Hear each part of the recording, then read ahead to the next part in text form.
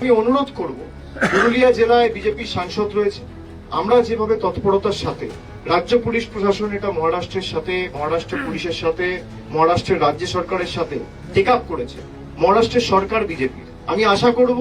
পুরুলিয়ার বিজেপির সাংসদ জ্যোতির্ময় মাহাতো একই তৎপরতার সাথে, একইভাবে উদ্যোগ নিয়ে যারা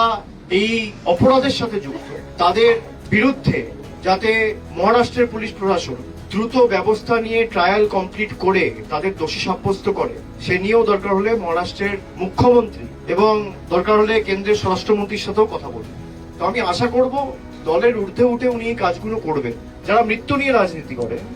তাদেরকে বলবো যে অ্যাটলিস্ট আপনারা এইটুকু করতে পারেন যে একটা ফোন তুলে মহারাষ্ট্রের যিনি মুখ্যমন্ত্রী দেবেন্দ্র ফডনবিসকে ফোন করে বলবেন যে আমার জেলার একজন তরতাজা যুবক কাজ করতে সেখানে গিয়ে একজন পরিযায়ী শ্রমিক 31 বছর বয়স, তাকে খুন করা হলো, হত্যা করা হলো, আমরা এর বিচার চাই। ফোন করে যদি বাংলার মানুষের টাকা আটকাতে পারেন, রাস্তার টাকা আটকাতে পারেন, বাড়ির টাকা আটকাতে পারেন, সুবিচার তো চাইতেই পারে, এটুকু তো আশা করা যায়। এবং এখানে যারা বিজেপির দায়িত্বে রয়েছেন, সিপিএম এর দায়িত্বে রয়েছেন, ফরওয়ার্ড ব্লকের দায়িত্বে রয়েছেন, কংগ্রেস প্রতিনিধি যারা রয়েছেন, সকলকে মিলে আমি অনুরোধ করব যে আপনারা ঐক্যবদ্ধভাবে কেন্দ্রকে চিঠি লিখুন, মহারাষ্ট্রকে চিঠি লিখুন এবং পরিবারের পাশে এসে দাঁড়ান, দলমত নির্বিশেষে। এটুকুই আমার সবার কাছে আবেদন থাকবে।